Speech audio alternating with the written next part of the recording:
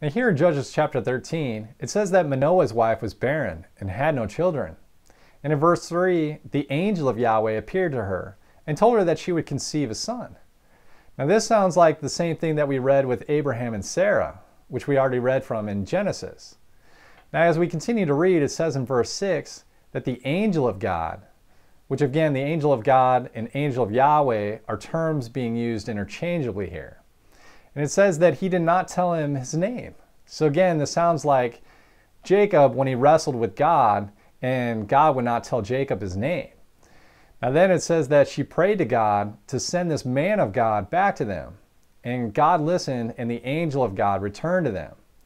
So it's clear that there is a distinction of persons in the Godhead, and using descriptive terms to distinguish between them, yet at the same time making sure that we understand that there is only one God, Yahweh. And it says in verse 15, Manoah tells the angel of Yahweh to stay there while they prepare a young goat. And again, this seems similar with Gideon and Abraham. But here, the angel of Yahweh tells Manoah that even though he will stay, he will not eat his food. But instead, he tells Manoah that if he offers a burnt offering, he must offer it to Yahweh. Now you notice that the writer wants to make sure that we know that it was the angel of Yahweh that was there. Because in the context of what's been going on with the children of Israel, including what we see in verse 1, they were disobeying God and falling into idol worship and sacrificing to false gods. So clearly the angel of Yahweh is testing Manoah to see if he will offer a sacrifice to anyone other than Yahweh. Now this is important. Now notice at this point, Manoah just flat out asks him what his name is. Now Manoah surely knows the cases with Abraham, Hagar, Jacob, Moses, and Gideon. So he wants to make sure that before he offers his sacrifice, that it is God who is there.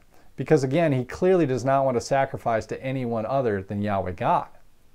And again, he responds with, "Why do you ask me my name?"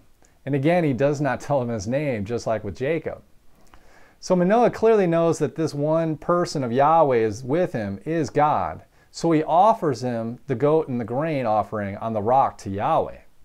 And again in verse 20 it says that the flame reached from the altar up to heaven. And the angel of Yahweh ascended into the flame of the altar. Now it would be completely inappropriate for any created being to accept the sacrifice to Yahweh. And the angel of Yahweh did this, so he's clearly identifying himself as Yahweh. And it says that Manoah and his wife, when they saw this, they fell on their faces to the ground. And Manoah said to his wife that they shall surely die because they have seen God. So like the others, they believed that they would die because they have seen God. And again, the angel of Yahweh is identified as Yahweh God. Now notice they fall on their faces to the ground like the others. And again, this can only be done in worship to Yahweh. Now notice in Revelation chapter 19 to 22, where this angel is with the Apostle John. And John falls to his feet to worship him, but the angel stops him and tells him not to do this, because he is a fellow servant and that he should only worship God. So in these cases, like with Abraham and Moses, the angel or messenger of God accepts the worship, clearly identifying himself as Yahweh and not just some created angel. Now also notice that if you keep reading, it says that the Spirit of Yahweh comes again after the angel of Yahweh departs. So it seems like another theme is presenting itself of the angel of Yahweh departing and the Spirit of Yahweh comes.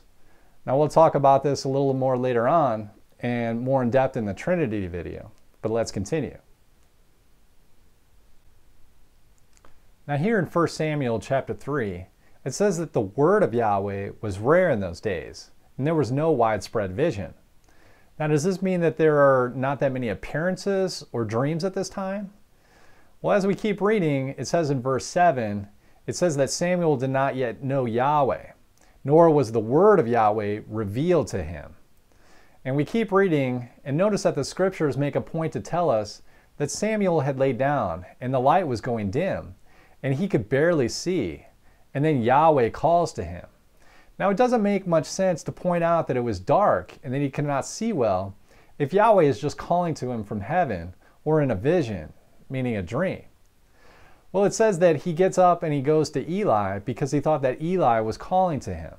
So clearly Samuel is hearing an audible voice. Now this will become important in another video on hearing from God. But back to this account, it says that Yahweh calls to Samuel 3 times. And in verse 10, it says that Yahweh came and stood and called as he did the other times. So again, it's clear that Yahweh is standing there and calling to Samuel.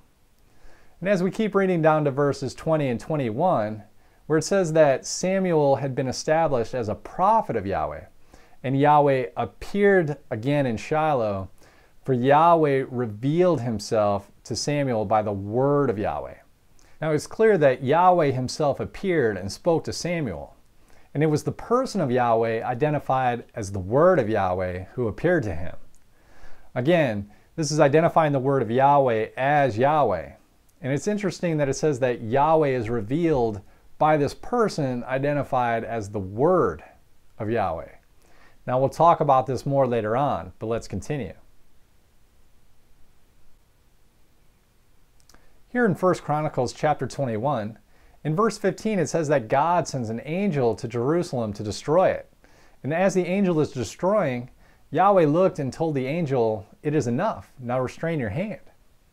And the angel of Yahweh stood by the threshing floor of Ornan the Jebusite. And in verse 16, David lifted his eyes and saw the angel of Yahweh standing between earth and heaven, having his hand a drawn sword stretched out over Jerusalem. And again, we see David and the elders fall on their faces. Well, who is there? Yahweh or the angel of Yahweh? And who does David see? He sees the angel of Yahweh. Now notice that David and the elders fall on their faces and worship Yahweh. Now also notice in verse 17 that David says to God, "Let your hand, I pray, O Yahweh my God." So again, I ask, who is there with the sword in his hand? So clearly David is identifying the angel of Yahweh as Yahweh. Now when we turn to 2 Chronicles chapter 3, it says in verse 1 that Solomon began to build the house of Yahweh in Jerusalem on Mount Moriah, where Yahweh appeared to his father David at the place that David had prepared on the threshing floor of Ornan the Jebusite. So this is of course speaking of the event we just read in 1 Chronicles chapter 21, where David saw the angel of Yahweh on the threshing floor of Ornan the Jebusite. Again, clearly identifying the angel of Yahweh as Yahweh God, and we can see he's also distinct from another person also identified as Yahweh. There are 3 places in the Old Testament where this Hebrew phrase occurs. It's Numbers chapter 22, 1 Chronicles 21, and Joshua chapter 5. Now we've seen in Numbers 22 the angel of Yahweh with a sword drawn in his hand against Balaam. And in 1 Chronicles chapter 21, we see the angel of Yahweh with a sword drawn in his hand above Jerusalem. And in both instances, Balaam and David and the men that were with David bow themselves to the ground, clearly identifying and worshiping Yahweh. But again, the angel of Yahweh is the one who's there, clearly identifying the angel of Yahweh as Yahweh. Now in Joshua chapter 5, we read in verse 15 that Joshua looked and a man stood opposite of him with a sword drawn in his hand. And Joshua asked him if he's with them or against them. And then in verse 14, this man identifies himself as the commander of Yahweh's army. And then Joshua falls on his face and worships him and calls him Lord and asks him what he wants him to do. And as in the other instances, this person accepts worship that is only acceptable for Yahweh. Then in verse 15, it says that the commander of Yahweh's army tells Joshua to take his sandals off his feet, for the place where you stand is holy ground. Now where we've seen this before? That's right, it's in Exodus chapter 3 with Moses in the burning bush. And the reason that this is holy ground is because Yahweh is there appearing on earth. Now this person in verse 13 is identified as appearing as a man. The same thing that we see in Genesis chapter 18 with Abraham, where in verse 1 it says that Yahweh appeared to him. And then Abraham looks up and he sees 3 men standing there. Then one of these men is identified as Yahweh himself. Also, Jacob wrestles with a man who is then identified as God. So the same person is clearly the angel of Yahweh who is appearing in human form, and is also clearly identifying himself as Yahweh God. Now in Exodus chapter 15, it's also interesting where Yahweh destroys the Egyptians in the Red Sea. And the children of Israel say in verse 3 that Yahweh is a man of war. Yahweh is his name. And in Ezekiel chapter 21 in verse 1, it says that the word of Yahweh came to him. And in verse 3 it says, "Thus says Yahweh, behold, I am against you, and I will draw my sword out of its sheath." And verses 4 and 5 says, "Therefore my sword shall go out of its sheath against all flesh from south to north. And that all flesh may know that I, Yahweh, have drawn my sword out of its sheath, and it shall not return any more." And throughout the rest of the chapter, it speaks about Yahweh and his sword destroying. So clearly the word of Yahweh is Yahweh and is identified as the one who draws his sword, which the same person as the angel of Yahweh and the commander of Yahweh's army. He is a distinct person of Yahweh, but at the same time clearly identified as Yahweh himself. Now here in Jeremiah chapter 1, it says in verse 3 that the word of Yahweh came. And in verse 9 it says that Yahweh put forth his hand and touched his mouth, and Yahweh speaks to him. So clearly the word of Yahweh is there in person, appearing and interacting with Jeremiah, and actually touching his mouth. And the word of Yahweh is identified as Yahweh himself. Now, he is a distinct person of Yahweh, but at the same time clearly identified as Yahweh. At the beginning of this section, we looked at the Apostle John's statement that no one at any time has seen Yahweh.